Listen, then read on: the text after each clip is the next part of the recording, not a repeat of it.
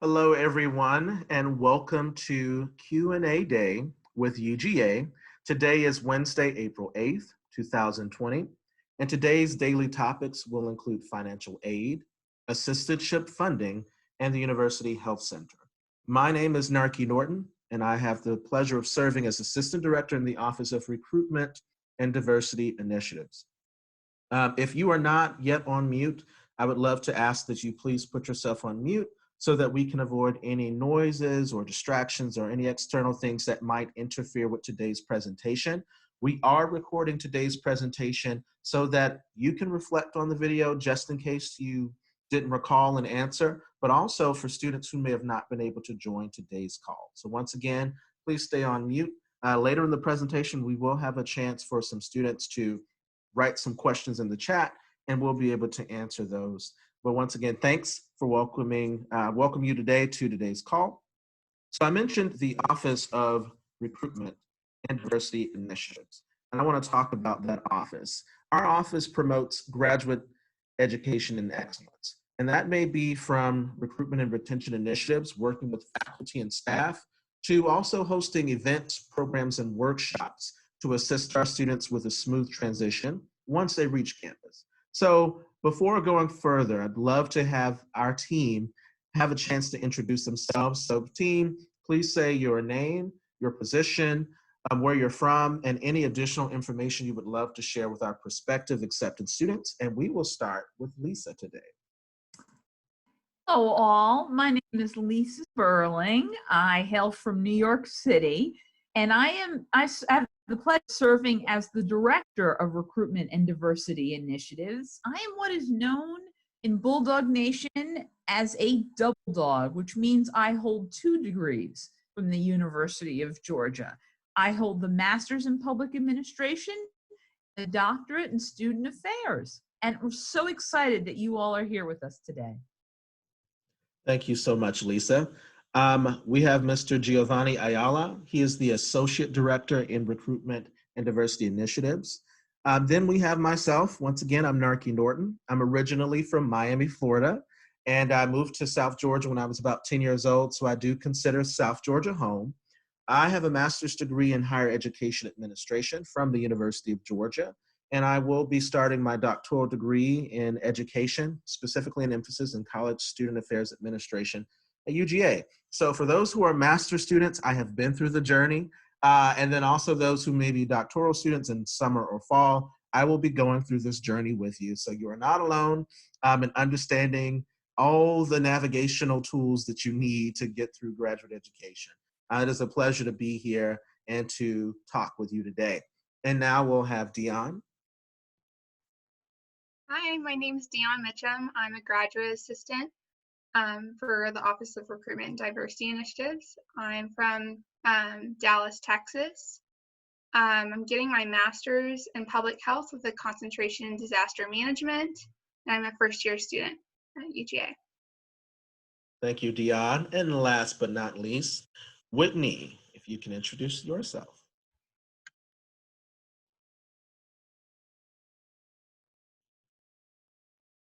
Whitney. Can you all hear me?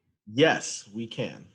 Hi, everyone. My name is Whitney Barr. I am currently a second-year graduate student studying landscape architecture at the University of Georgia. I graduated from Spelman College in 2013 with a degree in English, and I work with the awesome people that you all have heard from so far in the Recruitment and Diversity Initiatives Office as a graduate assistant. Thank you so much, Whitney, for introducing yourself. This is the RDI team. So we have the pleasure of working with each other, and we've been working around the clock to make sure we can have some online resources for you during these times. So we hope that this will serve you. I want to talk for a moment about the pre-recorded presentation of Acceptance Students Day. All students on this call should have received the pre-recorded presentation. Just in case you didn't have a chance to review that, the pre-arrival checklist on this presentation did discuss verification of lawful presence, contacting your department, financial aid and funding, final admissions information, my ID, health, housing, disability resource center, library resources, parking and transportation, and student resources. So once again, if you haven't had a chance to review the pre-recorded presentation, super helpful, and it talked about all of these pre-arrival checklists.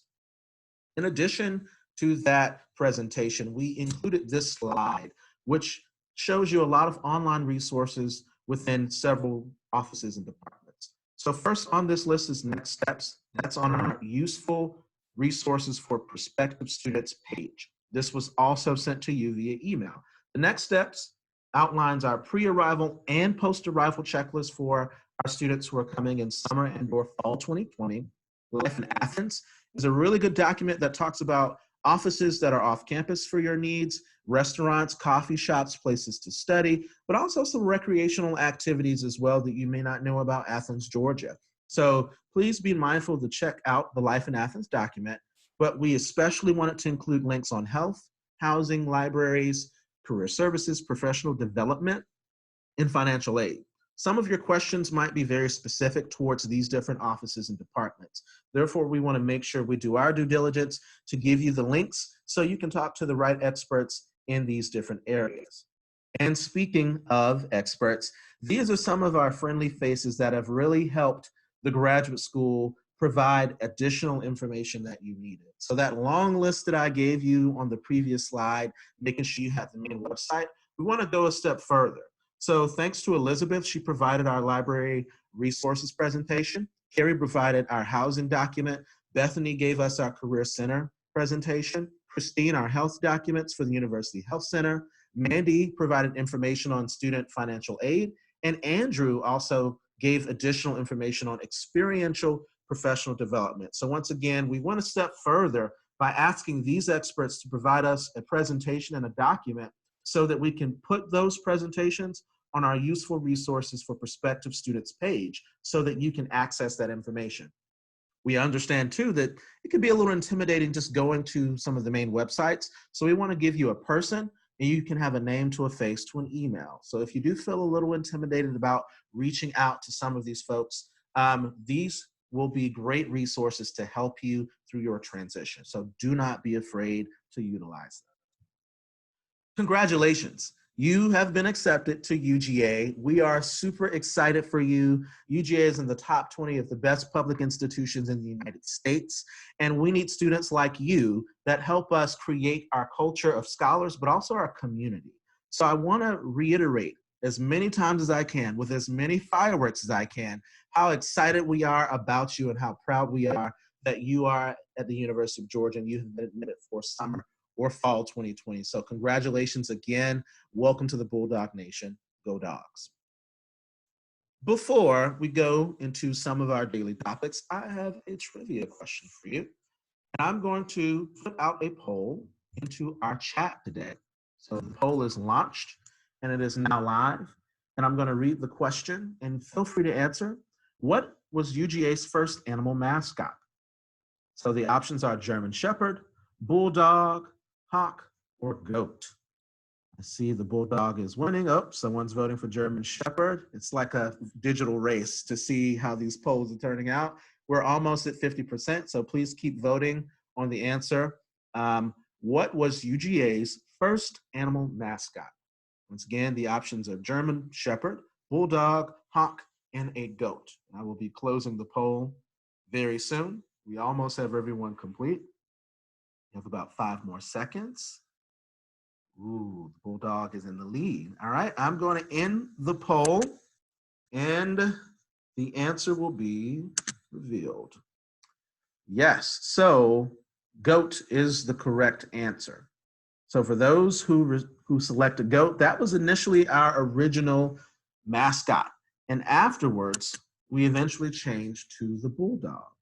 Our first president also came from Yale, so Bulldog was also an influence. So he decided, let's do Bulldogs instead of the Goats. I think the Bulldog's a good choice. I hope you agree with me on that. So now that we've got a little trivia today, we've learned a little something about UGA, we're going to transition into Q&A day with UGA daily topics.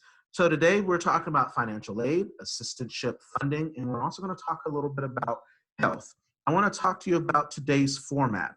So these core questions came from the Accepted Students Day online resources form. Several of our students submitted questions that they had before you even looked at the pre-recorded presentation and before you had access to the more in-depth presentations on the different offices and departments we now have just provided you. So we pulled the questions that were most frequent and most asked from our students. What we're gonna do is I'm gonna have Dion, one of our graduate assistants, read each question one at a time. So once she reads the first question, there'll be an answer provided. After that answer is provided, she'll read the next question, so on and so forth. As you can see towards the end of the core questions on financial aid, there's a section that says a current graduate student's perspective. So I'm going to allow Dion to share as a current student, and once again, she just mentioned she's a first year, what was her experience? There's going to be variations that you'll hear, but it's also really great to hear from a student who's here, who's gone through this process. After Dion shares, we're going to have live questions on financial aid and assistantship funding. I want to make sure you hear the difference. There's financial aid and there is assistantship funding, and there are different sources of financial information. So we're going to talk about both today. Later on at the bottom of the slide, you'll see resources on financial aid and assistantship funding. So in addition to talking about core questions and answering live questions, we're going to make sure we give you some relevant links that can provide more context, education, information for you. So I want to make sure you keep that in mind. I would like to ask if you can hold your live questions until we get to the live question section. In some of these questions listed, you might find the answer you were looking for. So once we get to live questions, we're going to ask you to write them in the chat, and Dion's going to read those live questions one at a time. Now, I talked about one of these experts, and fortunately, we have one on the call, Mandy Branch, the Assistant Director of Outreach and Training.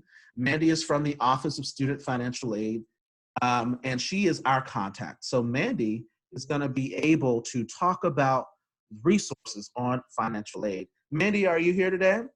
I'm here. It has my first name listed as Cheryl Branch, but I'm Mandy.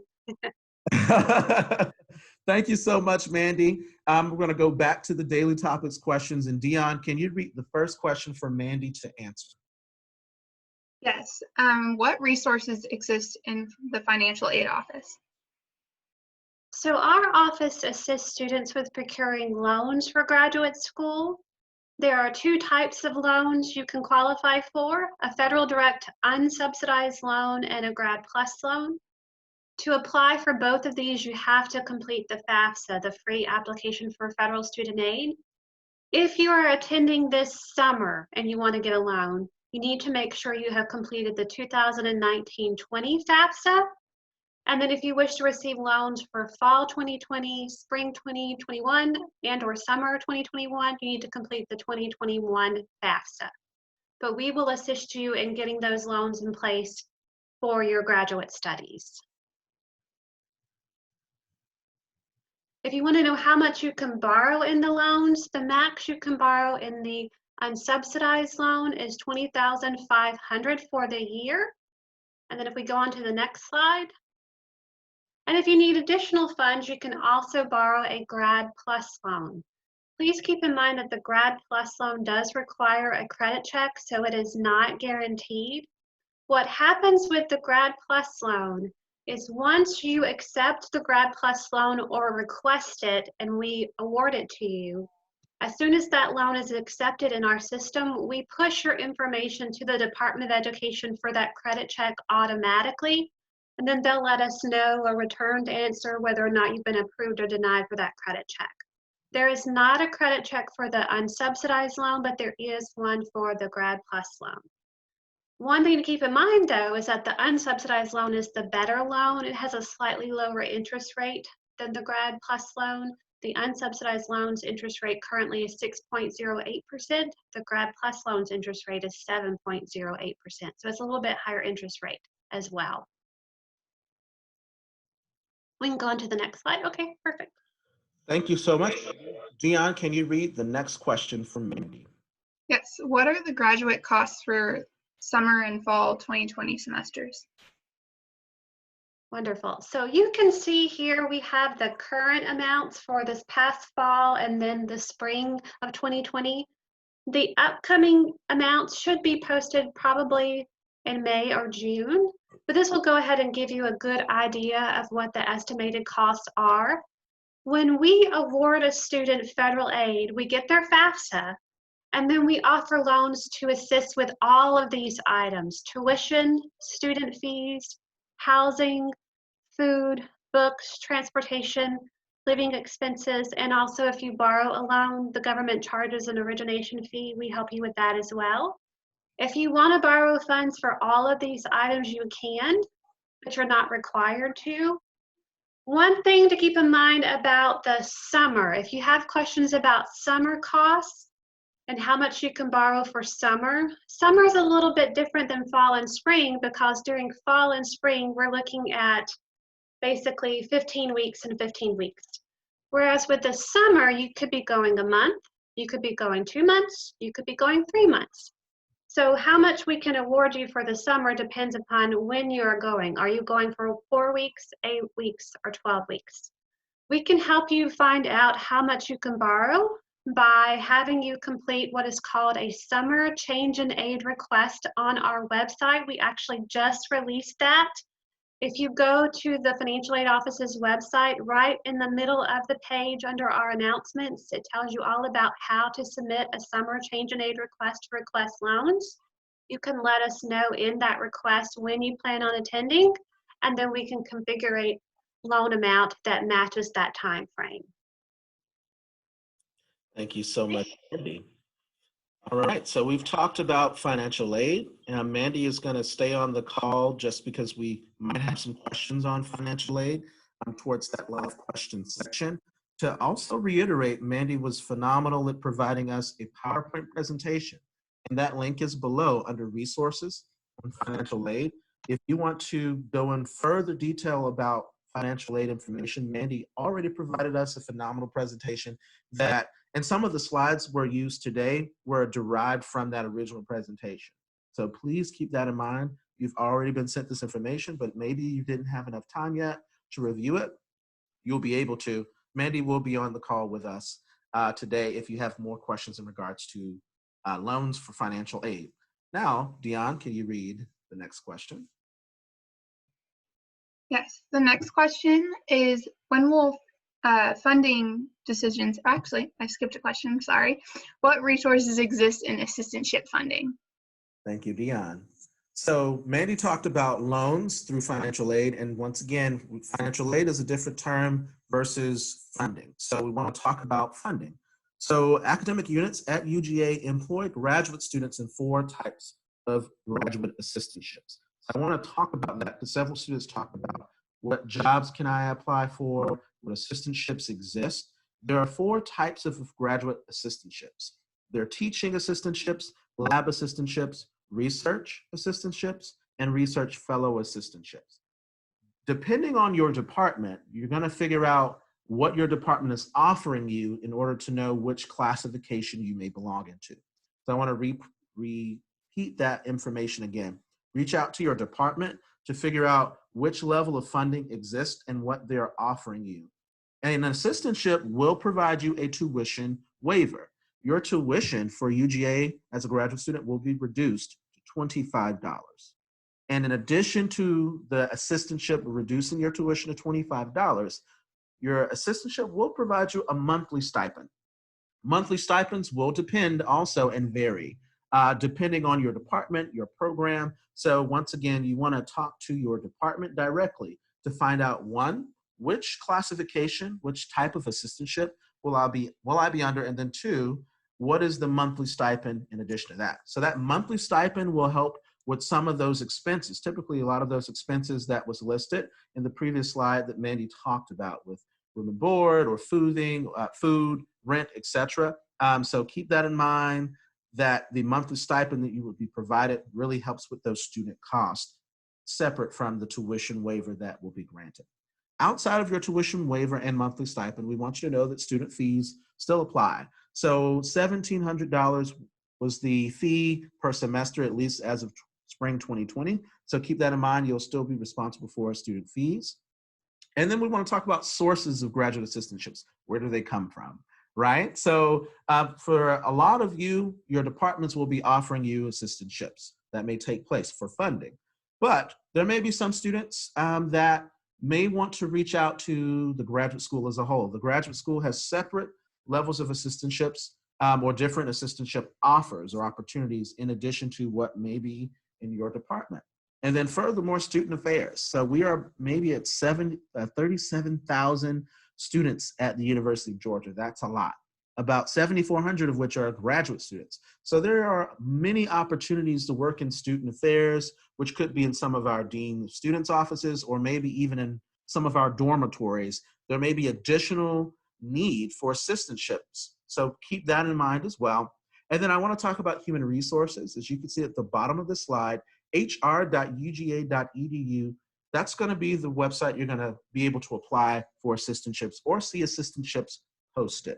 So you now know the 4 types of assistantships, from teaching to lab to research and research fellow. And then you also understand that a lot of assistantships will come from the department. So the first step is contact your department to find out what they're offering.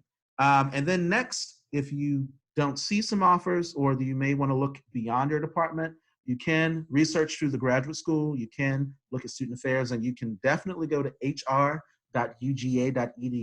to see what assistantships are posted. All right. Next question, Dion. When will funding decisions be announced? That is a great question. As some of you know, we have hundreds of programs for our students to study. Due to that, each department will decide, once again, the type of assistantship they'll offer you, if that is offered, then 2, when that decision will be made. So please reach out to your department. That could be your graduate coordinator, or if you already have a major professor that you're aware of, reach out to that person as well to find out when funding decisions will be announced. And now we're going to shift gears to assistantship funding, a current graduate student's perspective. Dion, you just mentioned that you're a first-year student. What was your experience like in either securing financial aid or securing assistantship funding? Okay, so to get assistantship funding, first off, I looked my department. I contacted graduate coordinator and some other people in my department. And then I, by chance, happened to meet Lisa in early February of last year. It's kind of a chance meeting. I got introduced to her. We started talking about this graduate assistantship. So then I sent her my resume and I went through the whole interview process and I happened to get this assistantship. So it was a little bit of luck and right timing. And then I started my assistantship in August and I started working from there. I work about 16 hours a week. I love working for the Office of Recruitment and Diversity. It's very fun. It's a nice break and shift away from studying disaster management all day. My story is probably not like every other student's story. If you talk to a graduate student in your program, they might have a different story. A lot of my friends got graduate assistantships when they got to school just because professors or departments will send it out in email sometimes. So that's another way to get it. But Thank you so much. And Dion made a very good point that I want to bring up. Assistantships, you're going to be required to work between 13 and 20 hours a week. So that gives you some context. And once again, there'll be a range of that. So for Dion, she's about 16. So you're going to have that range of working hours required. So in order for us to have you work for us as an assistantship, then your funding would come through that department or that unit. So that'll clarify also how many hours you may expect to work. It can be between 13 and 20 hours. Thank you, Dion. Now we're going to go to live questions on financial aid and assistantship funding. So we would love for you to go ahead and write some of your questions you have in the chat. Mandy is here, once again, from the Office of Financial Aid Information. And then also I'm here to help answer some questions, and Lisa can also be here to chime in. So Dion's going to be reading some questions in the chat to see what you may have that you're interested to ask us. so I have a question in the chat, and it says, for out-of-state College of Education students, is there a flat rate for 12 or more credit hours per an academic year? Mandy, can you tackle that question? Yes, so what I recommend that students do, if you want to find out what the tuition is and where it hits that max rate, you can go to the Bursar's website, and they have there a chart that contains both in-state and out-of-state tuition and what the amount will be if you're taking 9 to 12 hours or over 12 hours. But it'll give those amount on the Bursar's website. It also gives the amounts for under 9 hours as well. So the best place to find information about the tuition amounts is through the Bursar's website. Thank you, Mandy. Other questions in the chat, Dion? So we got several questions. So here's the next one. Is the unsubsidized loan enough for covering in-state tuition for the year? That's a great question. So if you have the unsubsidized loan, that should be enough to cover the tuition for the year, plus have some extra funding left over for living expenses. Next question, Dion. Is the tuition waiver taxable?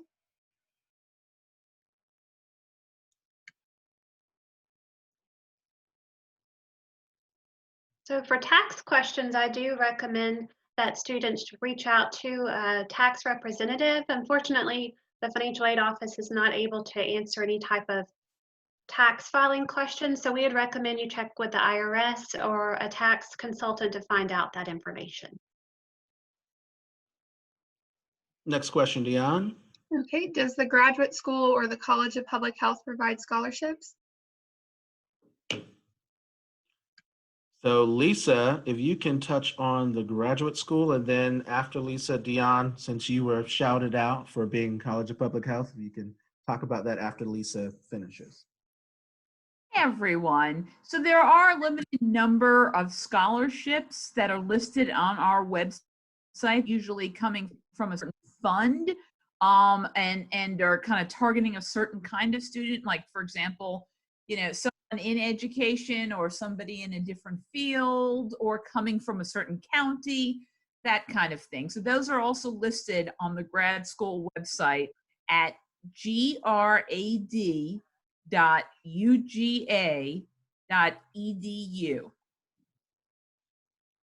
Thank you, Lisa. And then Dion, if you can talk about the College of Public Health. Yes, so I haven't gotten any scholarships from the College of Public Health. I haven't seen any, but also I wouldn't say I've been looking very hard just because I have my graduate assistantship. But a good person to contact is Mumby Anderson. I think that's her last name. She really helped me when I was applying to graduate school, and then, you know, dealing with registration and all that stuff. All the questions I had, I asked a lot of them to her, and then a lot to my specific department. So I would reach out to your grad coordinator or someone in your specific department and ask those questions, because they would be able to answer them, and they're your best friend through this process. So if you have any questions, definitely ask Mumby or graduate coordinator. Thank you. And other questions in the chat, Dion? Yeah.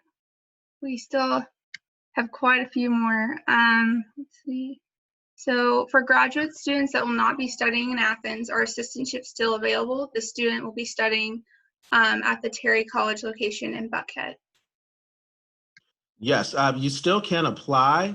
Just make sure you reach out to your contact in the Terry College of Business to see what is available. And I think, Lisa, you're also unmuted to chime in. So each campus and also each grad program will handle it a little differently. So on these kinds of questions, I recommend that you reach out to your graduate coordinator, who is typically the person who arranges for assistantships and coordinates all those logistics. They may look like the ones in Athens, they may look very different. Okay, the next question is, are out-of-state students on assistantships supposed to establish residency within the first year? I'm happy to take this question. No, there's no expectation that students establish residency. For those who aren't on an assistantship, I would try to recommend it. There are, it's also on our website, but there are specific requirements to becoming a resident. But if you haven't received an assistantship, it may help you down the road next year to go from out of state to in state. You'd have to look at the requirements and see if you could meet these. But for down the road, that might actually be a very good way to save some money. But no, for those on assistantships, keep your residency status, whatever you wish. The next question asks, the assistantship I'm receiving requires health insurance. Can a loan be used to cover this as well as the student fees? That's a great question. So if you have an assistantship, you can't borrow money for tuition, but you can still borrow money to help pay your student fees, for housing, for food, for books, for transportation, for miscellaneous expenses, as well as health insurance. So you can use your unsubsidized loan and your Grad Plus loans to cover all those other costs except for tuition, because if you have an assistantship, you're not having to pay tuition, which is great. And let me just add that most assistantships are what are called qualified assistantships, if it's a full assistantship. And if you're on one of those kinds of assistantships, the graduate school and your department will pay half your premium anyway. And the next question is, are there any university or program resources that may assist low-income students with moving or transportation costs from out of state? No, unfortunately, there is no such kind of fund set up for that. You can talk with your department about that, but no, there is no central set of funds for that, unfortunately. The next question is, are graduate students on assistantship considered employees of the university? As such, how will we be paid? And then it says like W-2, 1099, etc. Yes, I can take this one. So yes and no. In certain circumstances, for example, you will need to turn in a W-2 and a 1099. You will be treated like an employee. For example, when when classes aren't in session, you might still have to work, and that way you are treated like an employee, but in other ways may not be. Did I answer that full question, Dion, or was there any other part to it? I think you answered it, Lisa. Okay. Let's see, got a couple more. So this student spoke to someone in financial aid and was told that awards are not given for the fall until June. Is there any way to receive that award earlier if we were to start in the summer, just to ensure that we can afford the entirety of the program? That's a great question. So the summer is part of the 2019-20 academic year, which is the current academic year. That includes this past fall, the current spring semester, and then the upcoming summer. So if you wish to receive loan funds for the summer, you have to make sure you have a 2019-20 FAFSA on file. If you have completed the FAFSA, then you may already have a financial aid award for summer in Athena sitting out there for you to look at. So I encourage you to look in Athena and see if you have a financial aid award. We post financial aid awards in Athena. That's the student portal where students will also register for classes. If you're not sure how to navigate that portal, you can go to our website and we have instructions on how to navigate the financial aid part of Athena. It's on one of our quick links. For the fall of 2020 and spring 2021, that's part of the 2020-21 FAFSA. If you've completed that FAFSA, we are going to be generating estimated awards that give you an idea of what you qualify for, hopefully in the next week or so. Those will not be take action awards. They will just be for information purposes only. And then in June, that's when we're going to generate the take action awards. So the take action awards are when you can actually log into Athena and accept your loans for the upcoming academic year for fall and spring. So for summer, if you've completed the 19-20 FAFSA, you may already have a financial aid award in Athena. And you can go view that award and take a look at it. And then if you want to make adjustments to it, you can submit a change in aid request to our office through our website. And then for the upcoming year, if you have a 2021 FAFSA on file, we're going to generate those estimated awards sometime within the next couple of weeks, hopefully by next week. Hopefully that answers that question. Thank you for your answer. The next question is, do assistantships last for the duration of our program, or must we reapply every year? So technically, you're awarded an assistantship on a yearly basis. And with some departments handle it where that they give you a review to make sure that you are progressing in your studies, and then often they renew. Some treat it like a 1 year or one and done kind of year. So you'll have to talk with each of your respective graduate coordinators and ask how they handle their assistantships. In my office in recruitment and diversity initiatives, I've already asked Dion to come back for her second year, and like she has said yes, and the same thing with Whitney. Okay, the next question is, if I've already been approved for a Grad Plus loan, how would I be sure the financial aid has received that information, or should I apply again for the Grad Plus loan? Sure. What I would recommend is that you can email our office and just request that we check on the Grad Plus loan for you for the summer. I'm assuming you're asking about the summer. And then for the 2021 year, we are going to generate those Take Action Awards in the month of June. And at that time, you will need to log into Athena and accept your loans and your Unsub and your Grad Plus loan again. So if you've accepted a Grad Plus loan for the summer, you can contact our office through email and we can make sure everything's in place for that.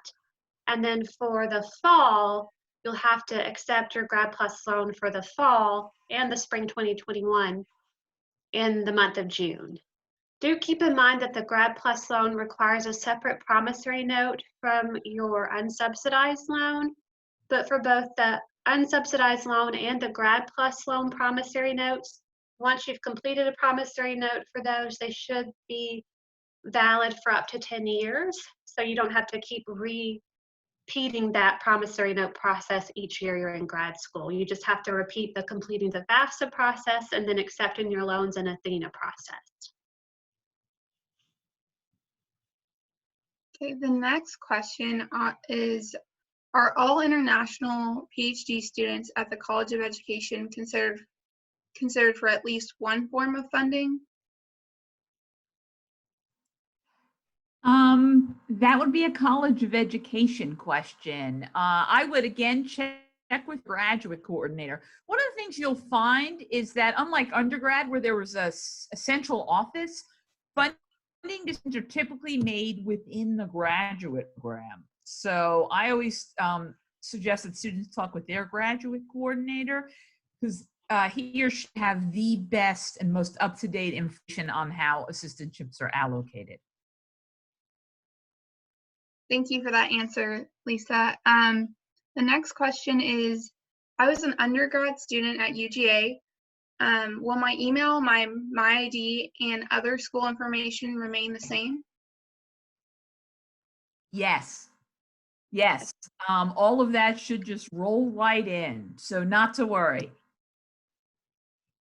Thank you. The next question is, am I able to borrow more for the summer than what has been offered for living expenses? Do I send an email for that?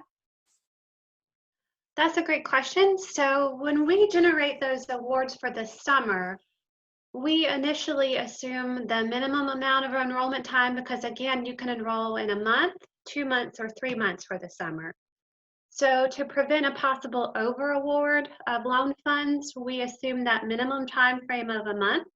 If you are going to be taking classes for more than a month this summer, so you're going to be taking classes May, June, June, July, May, June, July, whatever it may be, if it's longer than 4 weeks, then you can go to our website and complete the summer change in aid request. We have instructions right in the middle. They were just posted this week on how to submit that request and let us know, hey, I'm actually enrolling for 2 months this summer or the entire summer. Can you adjust my loans? And we'll be glad to take care of that for you.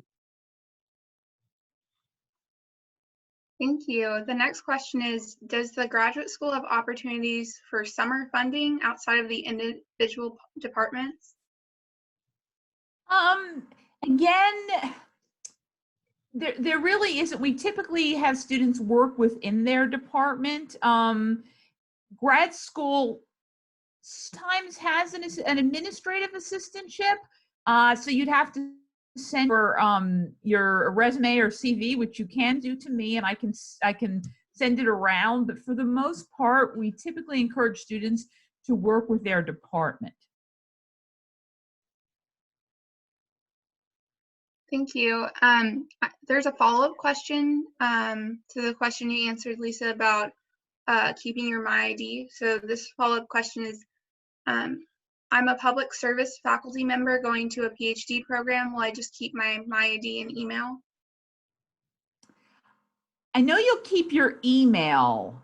I think, no, you will keep both, because I did that transition myself between master's and my doctorate. I work on campus as I do now.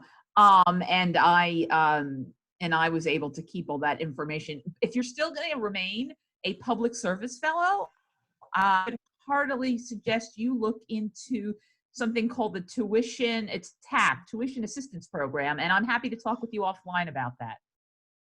Yeah, just to add to that as well, you have to remember that your MyID and all that information is linked to your Social Security. So that's why it never changes. Sometimes it just takes email and EITS to reactivate. Sometimes if you're gone for a while, if you were a previous student, your information doesn't change. You just may need to make sure it's reactivated.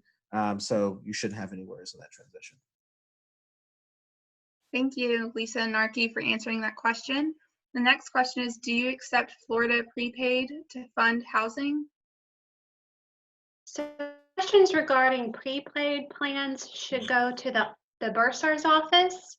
So that's bursar@uga.edu. Sorry about that, is their email. I'll repeat that, bursar@uga.edu.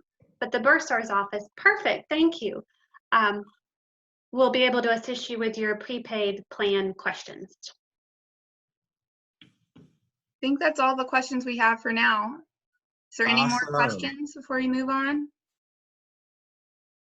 And while we wait to see if anyone pops up, once again, to reiterate, Mandy's presentation is under resources on the slide. And then also the grad school does have this financial information link that talks about a huge umbrella of sources, from traveling to emergencies that might come up unforeseen, to a lot of the topics we've talked about today.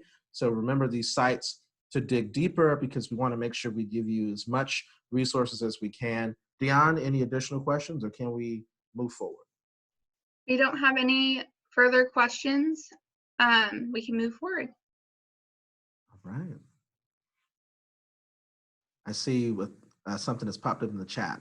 Is that an additional question, just in case? Yes, I think they're asking about the bursar's office. So what I sent in the chat is an email. You can copy it and put it into an email. And then they also asked, where can we find the financial aid presentation? So if you could see, if you received this link to come on Zoom, you should have received the link for all presentations, and it's on the grad.uga.edu. Specifically, it's under the Useful Resources for Prospective Students page. So that is the page within the grad school's whole website. And once again, if you look at resources on financial aid and assistantship funding, the link is also shared here. The PDF will take you directly to Mandy's presentation as well. So you would have received it previously in the email, and it's blue and it's hyperlinked in your previous email, but we also wanted to share it here directly, just in case you want easy access. And once again, this presentation is being recorded, and hopefully we will share it by the end of next week, so that you can look at these links again and also see what is put on YouTube that will contain a lot of this information that we've been talking about. Anything else further, Dion? Nope, that solved the question. Thank you for answering it, Narki. Thank you so much. And Mandy, thank you so much for joining us on the call. No problem. Yeah, so we appreciate you being able to pop in. Mandy as I mentioned, one of the greatest experts we can partner with, and she's got some more expertise to share in some more meetings that she'll be attending. So thanks again, Mandy, for joining us today. And anything else you want to say before you leave, Mandy? I thought of one other item that might be helpful for students. Our office does also have a portal called Scholarship Universe that graduate students can use as well as undergraduates. If you go to our website, you would need to type in the search box, Scholarship Universe. Once you type that in, it'll take you to a web page that tells you what Scholarship Universe is, and then it'll give you the chance to log into that portal with your MyID and password. What it does then is once you're in the portal, you start creating a profile about yourself, and then it matches you up with scholarships that match your profile. Currently, all of those scholarships are external scholarships, so scholarships that are outside of the University of Georgia, so from companies and entities outside of UGA. Eventually, departments will be posting their scholarships in there as well, so we do encourage you to check out the Scholarship Universe portal to at least go ahead and get started on applying for those outside scholarships. And we are hoping that sometime in the future, departments will be posting scholarship information there as well. So definitely check it out, Scholarship Universe. Thank you, Mandy. And this is why we have calls like this. We really get to hear this information and be aware. I appreciate your time, and you've been such a help for our students. And we just say thank you as many times as I can. It's great to have Thank you. Yes. You and Dion, while we transition to the next topics, can you find that Scholarship Universe website and post the link in the chat so that the students can be able to access that link? Yes, I'll do that right now. Thank you so much. All right, everyone, we're transitioning to core questions on University Health Center. So there were a couple of questions in regards to COVID-19, delaying some paperwork and some questions in regards to that. So what I'm going to do is I'm going to read this out since Dion's working on the link for you. I'm going to read these questions out loud. So Dion, you won't have to worry about that. The questions are, first question, how should we get our information confirmed or updated during COVID-19? And the second question is, as a non-traditional student, what if I have trouble accessing my medical records during COVID-19? So I'm going to have this reference here for you. It says website reference on health forms. If you go to uhs.uga.edu, that is the University Health Center's website. So please go to this website in order to see what they're offering. And if you click on New Student, you'll see that this link comes up for required forms and immunizations and also health information. And it relates to new students. Once you click on required forms and immunization, since that's a lot of the questions about uploads, where do we go, and also who do we contact due to delays? Because if you're an international student, you may have some delays in getting that information. Even if you're a domestic student, due to a lot of shelter-in-place requirements and policies and a national emergency, you may be delayed. So I want to clarify, on the University Health's website, they did specify that they need you to complete these required forms before you arrive on orientation. So that's what's clarified in regards to their deadline. Since COVID-19 is here, obviously some of you may be facing some delays. That's where those questions are coming from. So this is a snippet from their website that shows where you can upload at UHC Patient Portal. So that's where you can upload some of these required forms, and that's on their website. And then additionally, you can see at the bottom they have an email, rhi@uhs.uga.edu. That's RHI, which stands for Required Health Information, at uhs.uga.edu. If you are dealing with any delays to get in some of your health information, we want you to email this link to talk to them about your circumstances. They're going to be the best person to tell you if they're going to provide extensions or if they'll come up with other accommodations due to the fact that you might be impacted in a different way. So please keep that in mind. Also, I want to reiterate one of our experts, which is Ms. Christine Groff. So she's our Senior Communications Coordinator. If you don't, once again, feel maybe a little intimidated about emailing the RDAI at rhi@uga email. You can also reach out to Christine. She's our contact for the University Health Center in regards to communicating about some of those delays you may be facing. Okay, so that answers those two questions. Please reach out to those folks so you can figure out what the extension is. But once again, thus far on their website, they are stating that you need to have these forms in before you come on orientation.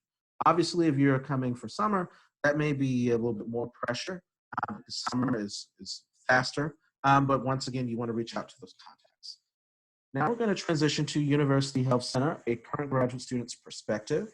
So we're going to ask Whitney if she can chime in to talk about some of the services and some of the benefits of the University Health Center. Once again, a lot of the questions were in regards to deadlines to turn in things, but we also want to let you know what is there to offer. So Whitney, if you can chime in to share your perspective as a current graduate student. Hello, everyone. So I am definitely someone who has used the health center a lot, and I think that it's definitely a resource that you should take advantage of while you're on campus. Unfortunately, right now, it's not possible to be on campus, but I remember checking this early this morning, and the health center is actually offering some yoga sessions that you can tune into. So as Narki mentioned before, definitely check out the University Health Center's website. They always update it with different resources that you can take advantage of. There are programs that are offered monthly. I think last semester I participated in some essential oils workshops, tea making, so all sorts of things to really get into with the body. So definitely don't think of the health center as just a place to go to while you may feel ill. It is definitely there for that, but also just overall well-being and preventative care. Some other resources that are available there include the Women's Health Clinic, dental clinic. You have a vision center where you can buy, of course, eyeglasses, but even sunglasses, allergy clinic, massage therapy. You can have a primary care physician. Actually, each student has one paired with them.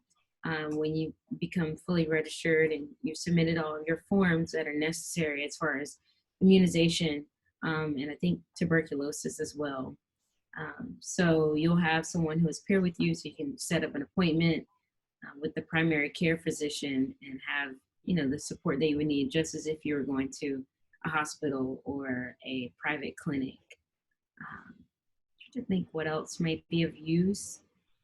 Again, the physical therapy office for me has been really helpful. They're really supportive. I go to appointments, well, before COVID-19, I was going every week, and also cost-wise, very, very affordable as a graduate student. And so there are two options. You can either pay your university health fees, which I think range around $200, and that will allow for you to have the workshops.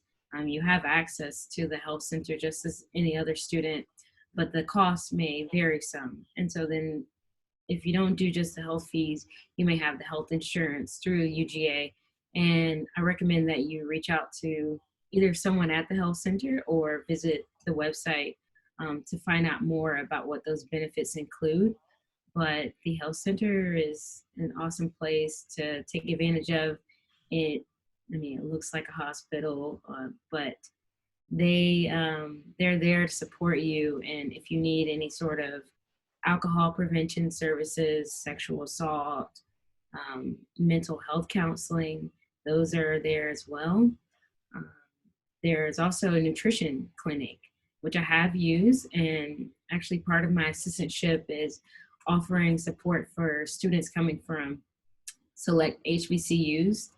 And so we went in, we had a nutrition class. It was taught by a registered dietitian nutritionist. And so she went through the macros and the micronutrient benefits of the meal that we were preparing. And it only cost $5 for any student at UGA if you want to take advantage of the nutrition kitchen. And you get to enjoy a meal, you have a new recipe, and they also provide you with the nutritional benefits for you to take with you. So if you're feeling like when you come on campus that you want to learn how to make a few things that are quick, that also are fulfilling and nutritionally beneficial, I would definitely take advantage of that service as well. Thank you. And Lisa, did you want to chime in?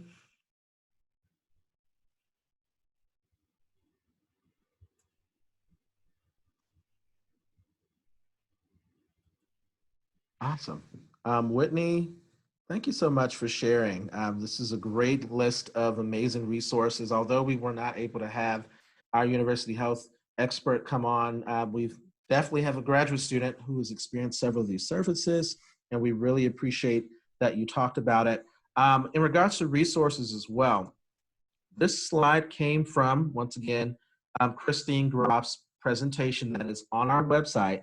These were just 2 slides that just talked about primary medical care, 20 plus physicians on staff, 4 medical clinics. Whitney talked about how all students will be assigned a primary physician, so that's great. And then an additional specialty care, so dental, vision, women's clinic, physical therapy, massage. I would love to have one right now. Allergy, travel clinic, pharmacy, lab and radiology, and counseling and psychiatry. So there are also these specialty care resources that you can access. Once again, that comes directly from the University Health Center presentation, which is the second square under resources under University Health Center. So if you wanted to explore more about the resources, please go to their website. Please access this presentation that they've shared with us for your use.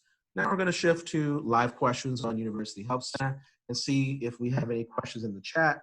Whitney, I might be asking for you and also potentially Lisa as well if we have some questions that you may have some experience with. Okay, our first question is, will UGA accept immunization forms from other public universities, such as the University of North Florida? Says the University of North Florida has the same information in their form.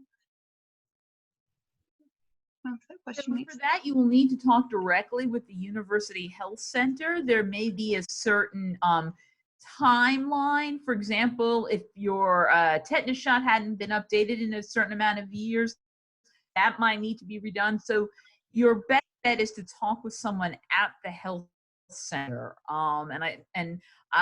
NARCI has placed the health center website and some other resources under resources University Health Center on the bottom part of your screen. And just to add to that, Lisa, I would say to reach out first to UGA's health center to see what their requirements are as far as the records and specific immunizations, and then reach out to your university, because I mean, if there is an opportunity for you to not have to get another shot, then definitely do that. But make sure that you get the requirements that UGA is asking, because it may vary from school to school. And I'll also add that third bullet under resources is the link for required forms. So if you want to explore, see what content's on their website first, and that'll give you a base. And then like Whitney and Lisa said, you want to contact UGA first to see what their requirements are and what they're willing to accept, whether you're a domestic student or an international student. The best questions would be to those experts in the University Health Center. What's our next question, Dion? Yes, so is there a prospective opening back up date for tours and meetings? So say that one more time so we can hear that. So the student asked, is there a prospective date for opening the university, opening tours and meetings again, or allowing students to come tour the university? So yesterday we talked on our Zoom call about COVID-19. In regards to summer, our classes will be online for summer to make sure we continue to practice social distancing or physical distancing to do our part to be safe and reduce cases. We are hoping that fall will be normal operations, but if there are any updates that'll take place, if you would like, you're gonna not only receive the video of this call, but also yesterday's in regards to COVID-19. In that video, you'll be able to see the website, or you can search UGA COVID-19. We have a UGA website solely dedicated to updates and information about our operations and any changes. So keep watch of that, because that's how we get informed, and that's also how our prospective students would know. So I can tell you that summer will be online. But in regards to fall, we're hoping, fingers crossed, if everyone hopefully will do their part. And, there's a lot of things and a lot of moving parts involved. But any updates in regards to what fall may look like, definitely visit UGA Coronavirus, our website. And once again, the presentation from yesterday will be shared with you along with this presentation, just in case you wanted to take a sneak peek at some other information discussed about that. Thank you for that question. Thank you. I think I can answer this next question just because I remember doing this, but it says, can I submit my health form separate from my TB screening, as getting to a doctor right now is challenging with COVID-19? And I remember when I went through this process of submitting my forms as I got them. So I didn't submit them all at once. I submitted them individually, just because I got some forms from my doctor, some I already had at my house, so I could just do it right away. But I believe you can do it separately. Thank you, Dion. So the next question is, does the health center have a pharmacy, and how does the health center file to insurance? So they do have a pharmacy, and you definitely can access that. That's one of those specialty care resources that I showed on the previous slide. I would definitely ask you to reach out to their website to ask that specific information in regards to insurance.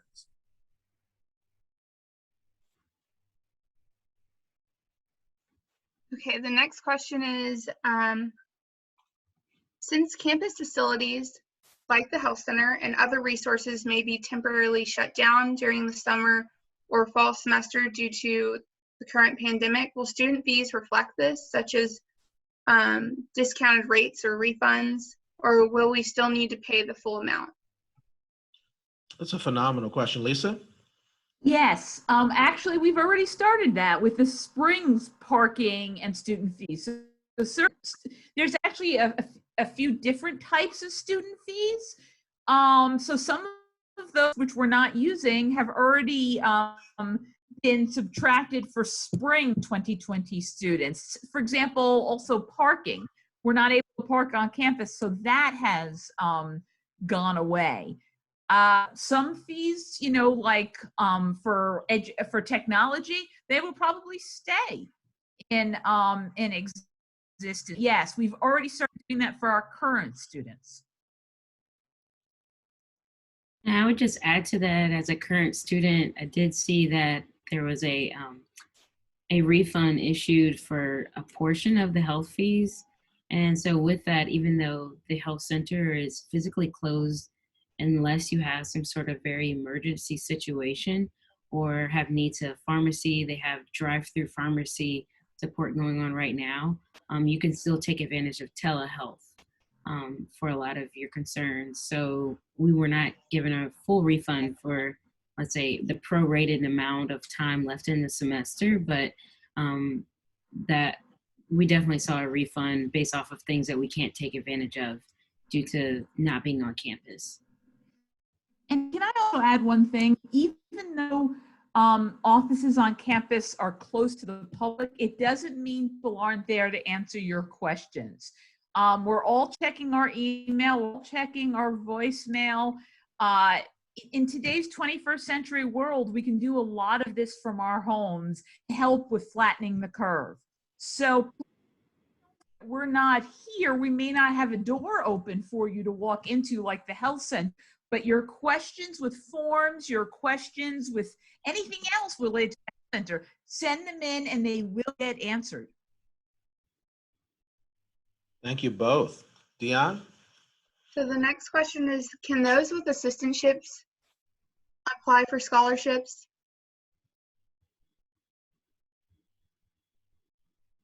So yes, they can apply, but typically with scholarships, a lot of the ones, at least that the grad school offers, the graduate coordinator will need to nominate you. But there's all different types of scholarships. There's ones, like I said, offered from our campus, and then there's ones that are in the community by nonprofit foundations. So each scholarship will have its own set of rules. So I would suggest that you look at the type of scholarship and perhaps contact the funder.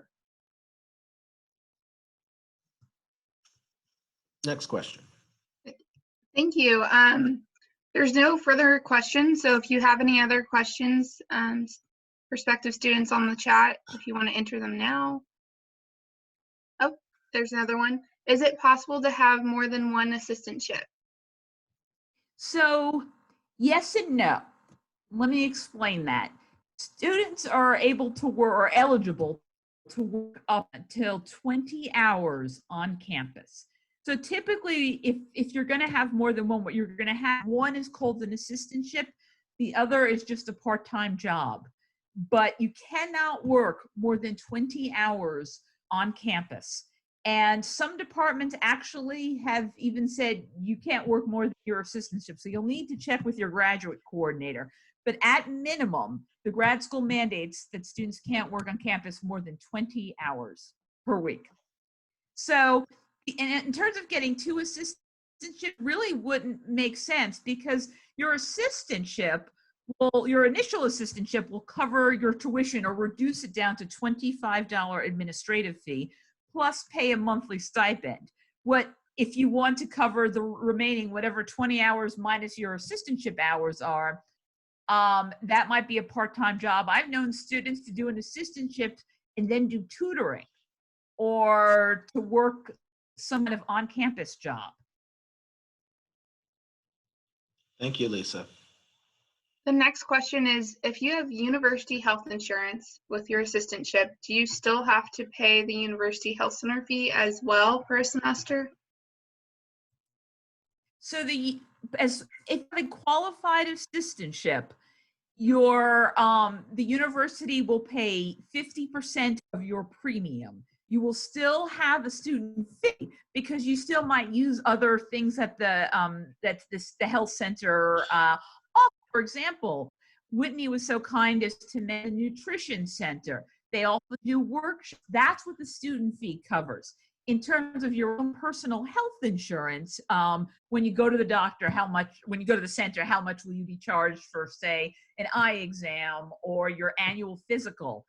That's where the qualified assistantships, those unqualified assistants get 50% toward their premium, and their premium tells you how much they will actually pay.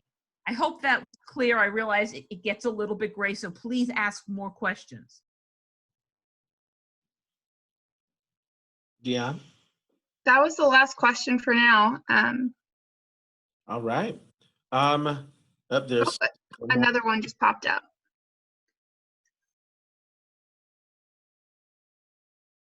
Okay, so the student said that their graduate coordinator said that the mandatory student fees were $1,145. Was this a mistake? Did fees increase? And if so, why? I honestly do not know offhand the amount of fees, but chances are your assistantship letter came out of your department's business office, and they would know. So the fees are going to differ, and let's just kind of talk through that.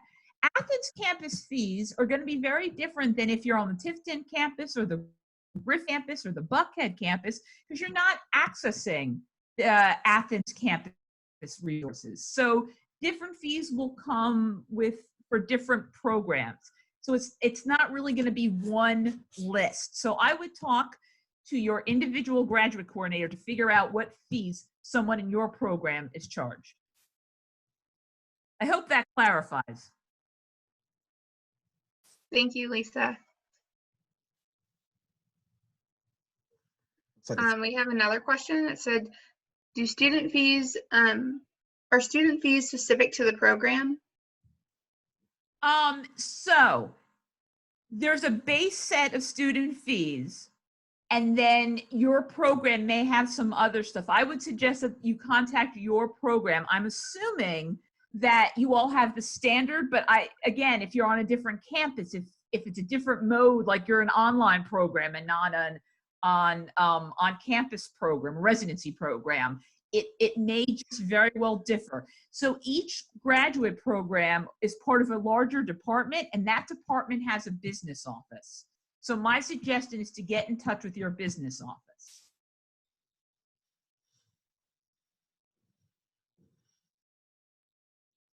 more questions? Yeah, so someone just asked if there will be a recording of this session, and there will be. Narki, are you going to put it up on YouTube? That is correct. So this is our second Zoom call this week. We have one more tomorrow, and we have another on Friday. Once we have all these calls, they are recorded. We're going to upload them to YouTube, and we hope to send them out to you all by the end of next week. If we're optimistic, we want to make sure they're uploaded, and we want to make sure they're put on our useful resources for prospective students page so that we can include that not only on our website, but also on YouTube. So that is correct. This will be recorded, is recording. A lot of students are saying thank you. Thank you for asking the questions, guys. Yeah, thank you for asking those questions, because your question could be a question that 5 other people are asking or thinking about, but they didn't have a chance. So we, once again, although we are not able to meet in person, Lisa, myself, Dion, and Whitney, we're here to help. We want to answer these questions. We take them seriously because we want to bridge that gap. We want you to come to the UGA. So whatever we can do to support you and to provide an answer and provide the resources to get those more detailed things you need, that's what we're here for. So I really appreciate those comments. Anything else before we move forward, Dion? No, I think we're good to go. All right, lovely. So we've had our live questions. Thank you all for asking these questions. Thank you, Lisa, Whitney, and Dion for assisting to answer them. Once again, our resources on University Help Center, the website is here. Also, the presentation that Christine gave us is also on our website for the grad school. So keep that in mind. And then required forms, that link takes you to what's required. So I showed you some other snippets from their website that you want to keep in mind. So last but not least, connect with us. We have Facebook, Instagram, and Twitter. We don't have TikTok yet if you're on TikTok, but keep us in mind if you want to see what we're up to. If you want to, we just posted the 3-minute thesis competition on our Facebook page. I at least know about that. That showed, I think, maybe up to 10 students giving a 3-minute thesis about their presentation. Very exciting. So if you want to kind of see other resources and see what we're up to for students who are currently on campus, we want you to check us out via social media, our website, email us at GRecruit, that's GRECRUIT at uga.edu to reach us. And you have our emails as well. So don't be afraid to connect. Once again, this presentation is recorded and it will be uploaded and it will be sent to you, hopefully, if not by the end of next week, the following week. We want to make sure you can keep these resources and get these questions answered and review some of the things we discussed, as well as the links. And furthermore, I will upload the presentations, this presentation I've used throughout, on the website, hopefully by the end of next week, just in case you'd like to have access to that to reference some of these things. Lisa, would you like to say anything? I would. So this week is also, for those of you who may not know, National Graduate and Professional Student Appreciation Week. So I just want to say we appreciate your interest in graduate education. This is probably one of the most fun weeks to check out our social media, as we typically do a lot of fun things. Normally, obviously, we have on campus, we may do a scavenger hunt. This year, we're taking it online, so we're trying that. As Narki noted, the 3-minute thesis was held last night. And what that is, in case you're not familiar with that, is students come on and give a presentation in 3 minutes, obviously, use one PowerPoint slide to describe their research. And if you've never, ever had a chance to watch a 3MT competition, I highly recommend you check it out. I think it's going to be on, it was online last night, and I think it's been taped and should be on our grad webpage any day now. If you're into things like TED Talks, it's like that with students' research as the focus. And again, thank you. Thank you for joining yesterday. If today is your second day, thank you for joining today. We are all here for you. Yes, tomorrow's topics will be housing. We'll be talking about parking and transportation, and also we'll discuss some on and off campus student support and resources. So if you already signed up, you already received the Zoom invitation for tomorrow, and then Friday we will discuss diversity and inclusion. So thank you again to Lisa, to Whitney, and to Dion. Really appreciate, once again, the RDI team. Congratulations again, go Dogs. And we're very excited to answer these questions and to provide some resources to help you. Have a great day. I am now going to pause the recording and we'll be ending the meeting soon. Thank you all so much for participating today. And it was great to talk with you. I know some of you are in the morning, some of you in the evening, some of you are out of country, out of state, but we can't wait to see you in person once we're able to be on campus, and we wish you the best of luck. Don't stop asking questions, keep emailing us, keep reaching out, look at our social media to connect, and hopefully some of you will be joining us in the next 2 days on our other calls.